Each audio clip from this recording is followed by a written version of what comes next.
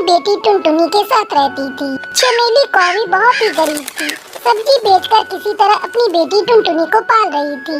चमेली कौवी के घर के पास ही टूनी चिड़िया का घर था। वो अपनी माँ सोनी कबूतरी के साथ रहती थी।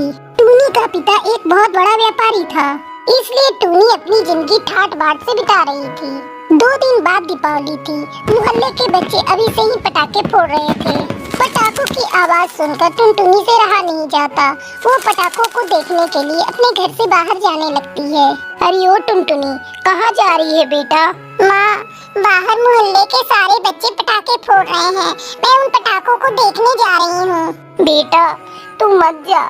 बाहर अमीर घरों के बच्चे पटाखे फोड़ रहे हैं। तू वहाँ जाकर क्या करेगी? अगर कहीं तेरे हाथ पैर जल गए तो मैं कहाँ से दवाइयाँ खरीद कर लाऊंगी? अभी तो मेरे पास पैसे भी नहीं है। माँ, मैं अपने घर के दरवाजे पर खड़ी होकर देखूंगी। चमेली के मना करने पर भी टुनटुनी नहीं मानती और वो घर के बाहर चली जाती है। चुनकी, उधर देख, टुनटुनी अपने घर के दरवाजे पर खड़ी होकर हमारे पटाखों को देख रही है। टूनी, तुझे पता नहीं, ये गरीब है। इसके पास इतने पैसे कहाँ से आएंगे जो हमारी तरह पटाखे फोड़ेगी? अरे वो टुनटुनी, इस तरह हमारे पटाखों को क्यों घूर रही है? नजर लगाएगी क्या? अगर तेरी नजर हमारे पटाखों को लग गई तो ये फुस हो जाएंगे। चल भाग यहाँ से अपने घर के अंदर। लेकिन टुनटुनी वहीं खड़ी रहती है। ये ऐसे नहीं मानेगी, मैं अभी इसे सबक सिखाती हूँ। इतना कहकर टूनी चिड़िया एक जलता हुआ पटाखा टुनटुनी की ओर फेंक देती है, जिससे टुनटुनी डरकर अपने घर के अंदर भागती है और अपनी माँ के पास जाकर रोने लगती है। माँ, मैं दरवाजे पर खड़ी थी। टूनी चिड़िया ने मेरे ऊपर जलता हुआ पटाखा फेंक दिया। मैंने तुझे मना किया था ना कि तू बाहर मत जा, लेकिन तू मेरी सुनती कहाँ है? अगर कहीं उस पटाखे से तू जल जाती तो मैं क्या करती? तू यहीं बैठ, मैं अभी टूनी की माँ से उसकी शिकायत करके आती हूँ। वो अमीर है तो कुछ भी करेगी। चमेली कौवी टूनी की माँ के पास जाती है। सोनी बहन, अरे ओ सोनी बहन, जरा बाहर तो आना। क्या हुआ? तुम इतना क्यों चिल्ला रही हो? तुम जैसी भिखारी को मुझसे क्या काम? लगता है दीपावली मनाने के लिए मुझसे भीख मांगने आई हो, लेकिन मैं दीपावली के दिन किसी को भीख नहीं देती। किसी और दिन आना। सोनी बहन, आप अमीर हैं तो क्या हम गरीबों का अपमान करेंगी? मैं कोई यहाँ भीख मांगने नहीं आई हूँ। आपकी बेटी ने मेरी टुनटुनी पर जलता हुआ पटाखा फेंक दिया, जिससे मेरी बेटी डर गई। अगर कहीं वो पटाखे से जल जाती तो? चमेली, तुम्हें मेरी बेटी पर झूठा इल्जाम लगाते शर्म नहीं आती? दफा हो जाओ यहाँ से, वरना मैं अभी पुलिस बुलाकर तुम्हें गिरफ्तार करवा दूंगी। चमेली वापस अपने घर आ जाती है। माँ, आप मेरे लिए पटाखे कब लाओगी? बोलो ना माँ, लाओगी ना पटाखे? बिटिया, तू चिंता मत कर, आज मैं सब्जी बेचकर तेरे लिए पटाखे खरीद कर लाऊंगी। लेकिन तू मेरी एक बात को ध्यान रखना, मेरे जाने के बाद तू अपने घर के अंदर ही रहना, बाहर मत निकलना। ठीक है माँ। शाम को चमेली अपनी बेटी के लिए पटाखे और मिठाइयाँ खरीद कर लाती है। ये ले टुनटुनी, मैं तेरे लिए बहुत सारे पटाखे खरीद कर लाई हूँ और साथ में मिठाइयाँ भी लाई हूँ। कल जब दीपावली की पूजा कर लेंगे, उसके बाद हम लोग पटाखे फोड़ेंगे। माँ, इन पटाखों में से थोड़े से पटाखे आज मैं फोड़ लूँ? नहीं टुनटुनी बेटा, दीपावली कल है तो तुम कल ही पटाखे फोड़ना। अगले दिन शाम को दोनों माँ बेटी पूजा करके खुशी खुशी दीपावली मनाती हैं।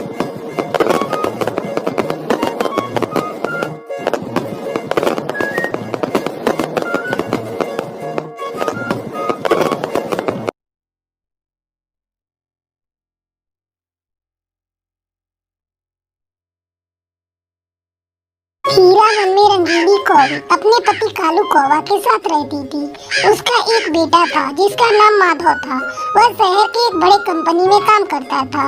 एक दिन उसने टुनटुनी नाम की चिड़िया से शादी कर ली और उसे लेकर अपने घर आया। माँ, मैंने अपने पसंद से शादी कर ली है और आज मैं आप दोनों का आशीर्वाद लेने आया हूँ। बेटा, तुझे हम दोनों का आशीर्वाद कभी नहीं मिलेगा। हम दोनों ने अपना पेट काट कर तुझे शहर में पढ़ाया, कभी किसी चीज की कमी नहीं होने दी। आज जब तू अपने पैरों पर खड़ा हो गया तो अपनी मर्जी से शादी कर ली। तूने हम दोनों की इजाजत भी नहीं ली। चला जा यहाँ से, मेरा अब तुझसे कोई रिश्ता नहीं। चला जा यहाँ से, फिर कभी वापस यहाँ मत आना। आज से हम दोनों मर गए तेरे लिए। माँ जी, ऐसा मत कहिए। पिताजी, आप कुछ कहते क्यों नहीं? आप खामोश क्यों हैं? माँ जी को समझाइए। टुनटुनी के रोने का असर रंगीली कौवी पर बिल्कुल भी नहीं पड़ता। वो अपने बेटे और बहू को वहाँ से भगा देती है। ये सब मेरी वजह से हुआ है जी। मेरे कारण आपके माता पिता आपसे नाराज है। सारा दोष मेरा है। अपने आप को दोष देना बंद करो टुनटुनी। अब चलो यहाँ से, शहर में किराए के घर में रहेंगे। माधव कौवा अपनी पत्नी को लेकर शहर आ जाता है और एक किराए के घर में रहने लगता है। धीरे धीरे 2 साल गुजर जाते हैं। इस बीच टुनटुनी 2 बच्चों की मां बन जाती है। एक दिन जब टुनटुनी अपनी बेटी टूनी चिड़िया को भोजन करा रही थी, तब टूनी उससे पूछती है, मम्मी आप तो हमेशा कहती हो हमारे दादाजी और दादी माँ हैं, लेकिन वो कभी हमारे पास आते क्यों नहीं? आएंगे बेटा, बस वो अभी हमसे थोड़े नाराज हैं। इस बार जब तुम्हारी गर्मी की छुट्टियाँ होगी ना, तो हम लोग तुम्हारी दादी माँ से मिलने चलेंगे। इस तरह कुछ दिन गुजर जाते हैं। एक दिन अचानक माधव कौवा की तबीयत खराब हो जाती है। टुनटुनी, ऐसा लगता है अब मैं नहीं बचूंगा। अगर मैं मर गया तो तुम बच्चों को लेकर माँ पिताजी के पास चली जाना, वो तुम्हें माफ कर देंगे। ये आप क्या अनाप शनाप बोल रहे हो जी? आपको कुछ नहीं होगा। डॉक्टर ने आपको दवा दी है ना, आप जल्द ठीक हो जाएंगे। समय बीतने लगता है, लेकिन माधव कौवा की तबीयत में कोई सुधार नहीं होता और अचानक एक दिन उसकी मौत हो जाती है। रोती बिलखती टुनटुनी अपना सामान बांधने लगती है। माँ, हम लोग कहाँ जा रहे हैं? बोलो ना माँ। बेटा, मैं तुम दोनों को लेकर तुम्हारे दादा दादी के पास जा रही हूँ। अब से हम लोग वहीं रहेंगे। टुनटुनी अपने बच्चों को लेकर अपने ससुराल पहुँचती है। क्यों रे डायन, तुझे मेरे बेटे को खाकर चैन नहीं मिला? अब क्या हम दोनों को यहाँ खाने आई है? माँ जी, मरते वक्त आपके बेटे ने मुझे यहाँ आने को बोला था। ये आपके पोता पोती है, इन्हें लेकर मैं कहाँ जाऊँ? मुझ पर रहम करके अपने घर में थोड़ी सी जगह दे दीजिए। एक काम कर, तू मेरे पोते को मुझे दे और यहाँ से चली जा। रंगीली कौवी टुनटुनी से उसके बेटे को छीन लेती है और उसे वहाँ से भगाने लगती है। माँ जी, मैं यहाँ से चली जाऊंगी। मेरा बच्चा मुझे वापस कर दीजिए। लेकिन रंगीली कौवी बच्चे को वापस नहीं करती। हे भगवान, तू मुझे इतने दुख क्यों दे रहा है? मेरा पति भी नहीं रहा और मेरे बेटे को भी छीन लिया। मम्मी, हम कहाँ रहेंगे? तभी टुनटुनी को खाली पड़े हुए प्लास्टिक के बोतलों की ढेर दिखाई देती है। वो उन प्लास्टिक के बोतलों से एक छोटा सा घर बनाती है। इस तरह टुनटुनी चिड़िया अपनी बेटी टूनी के साथ उस प्लास्टिक बोतल घर में रहने लगती है।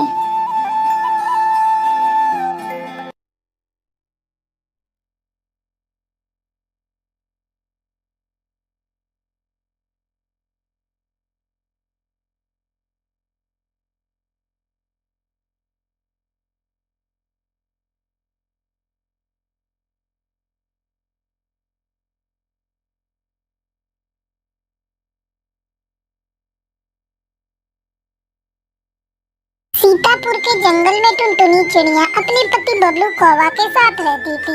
उसकी एक बेटी थी टूनी। बबलू कौवा जंगल से लकड़ी काटकर शहर में बेचा करता था। एक दिन जब बबलू कौवा लकड़ी काटने जा रहा था, तब टुनटुनी उसे रोकते हुए कहती है, अजी सुनते हो, तुम ये लकड़ियाँ काटने का काम छोड़ दो, दूसरा कोई काम कर लो। जंगल में बहुत सारे खूंखार जानवर होते हैं। अगर किसी जानवर ने तुम पर कभी हमला कर दिया तो? तू बेकार में डर रही है, मुझे कुछ नहीं होगा। मैं बचपन से ही जंगल में लकड़ियाँ काटता आ रहा हूँ, अब मुझे जाने दे। ठीक है जी, आप जाइए, पर सावधान रहिएगा। बबलू कौवा वहाँ से चला जाता है। रास्ते में उसे मीठी तोती मिलती है। बबलू भैया, जरा संभल कर लकड़ी काटने जंगल में जाना। मैंने सुना है आजकल जंगल में एक घायल शेर घूम रहा है।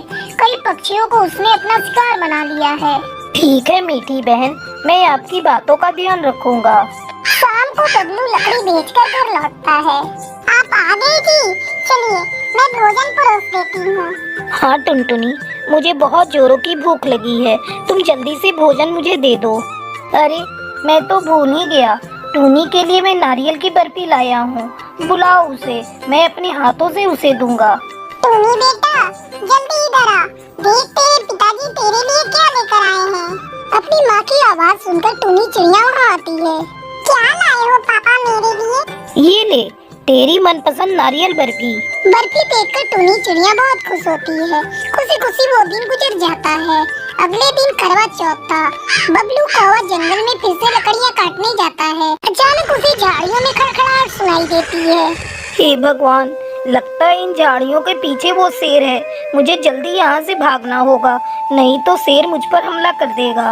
हड़बड़ाहट में लकड़ी का बट्टर बबलू के बदन पे गिर जाता है और वो उसके नीचे दब जाता है। जब शाम तक वो घर नहीं लौटता तो टुनटुनी रोना शुरू कर देती है। हे भगवान, टूनी के बापू अभी तक घर नहीं आए। अगर शेर ने उन्हें अपना शिकार बना लिया होगा तो हमारा क्या होगा? मैंने कई बार उन्हें मना किया पर वो मेरी बात सुनते ही नहीं। हे करवा माँ, मेरे पति की रक्षा करना। टुनटुनी बहुत देर तक अपने पति का इंतजार करती है। जब वो नहीं आता तो उसे ढूंढने जंगल में जाती है।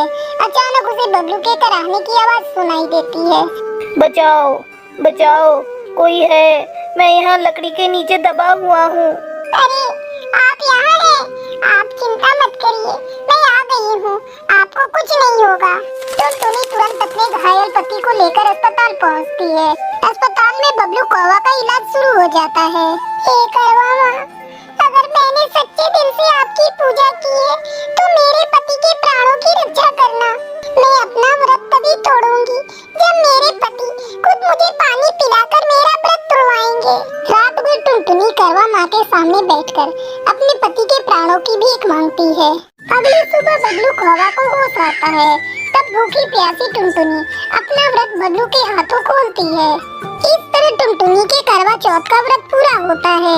वो अपने पति को लेकर घर आती है। माँ, तुम आ गई? मैं अभी पापा के लिए चाय बनाकर लाती हूँ। नहीं टूनी, तू यहाँ बैठ अपने पापा के पास और बातें कर। रास्ते भर तेरे बारे में तेरे पापा पूछ रहे थे।